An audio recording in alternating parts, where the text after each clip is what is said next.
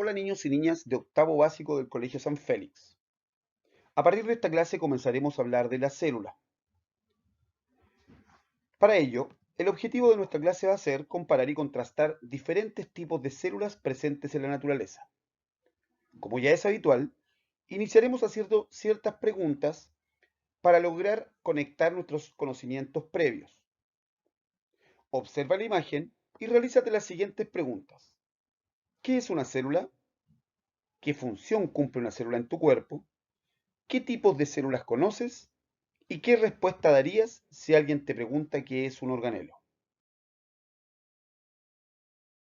Para comenzar a hablar de la organización de los seres vivos, debemos partir por la célula, que es la unidad más pequeña que puede vivir por sí sola y que va a formar a todos los organismos vivientes.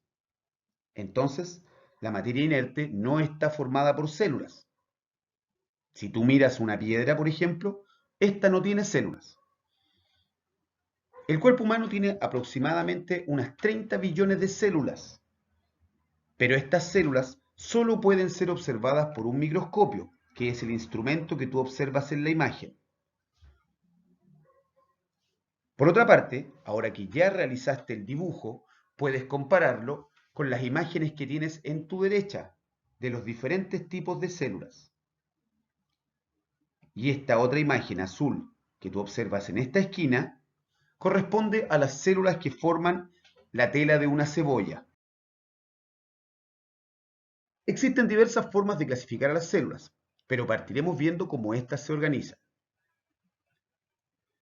De acuerdo a este tipo de estructuración, tenemos las unicelulares, que son seres vivos que están formados únicamente por una sola célula. De eso viene unicelular. A pesar de esto, cumplen todas sus funciones vitales.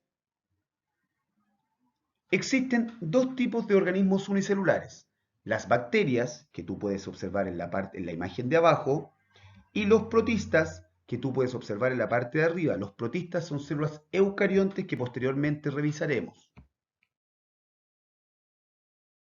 Y por otra parte, tenemos a los pluricelulares, que son organismos mucho más complejos y están formados por una gran cantidad de células.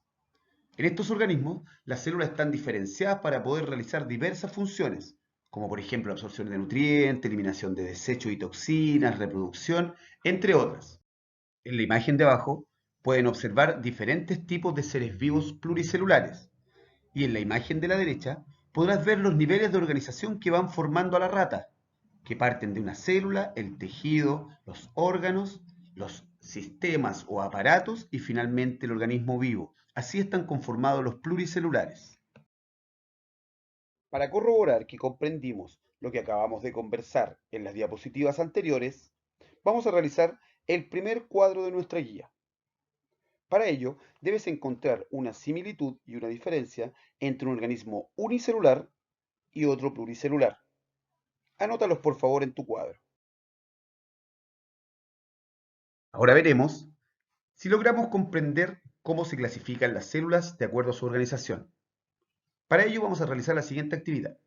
Si los círculos fueran células, van a marcar en el recuadro cuál sería un organismo unicelular y un pluricelular. Si ustedes observan en la imagen, hay un puro circulito solo en su lado derecho y varios circulitos juntos en el lado izquierdo. Respondan, por favor.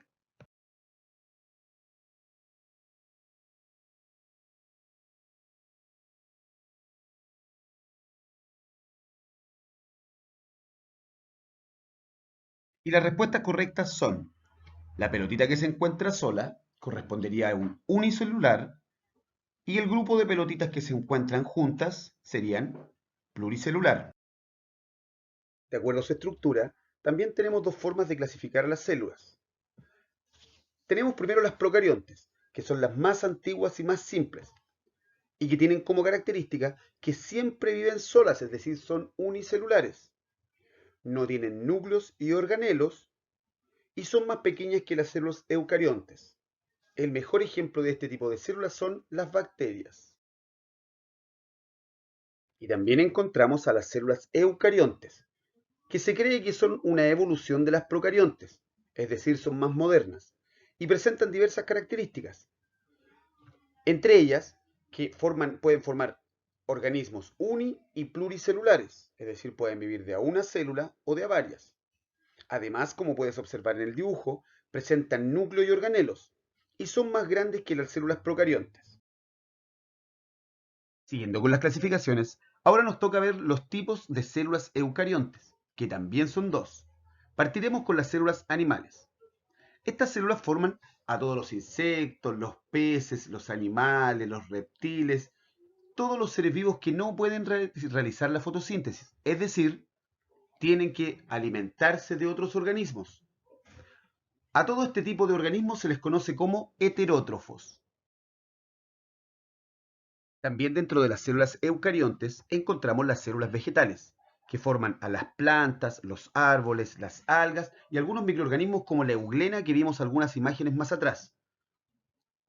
Los organismos formados por células vegetales pueden realizar la fotosíntesis, es decir, pueden crear su propio alimento. Por lo tanto, se consideran autótrofos. Para trabajar con nuestra guía, realizaremos la actividad 3, donde debes encontrar una similitud y una diferencia entre las células procariontes y eucariontes. En esta nueva tabla, también intentarás buscar una similitud y una diferencia, pero ahora entre células animales y vegetales. Finalmente, y para consolidar nuestro aprendizaje, vamos a completar el siguiente esquema. Yo te voy a dar un tiempo y posteriormente te voy a ayudar en tu corrección. Comienza.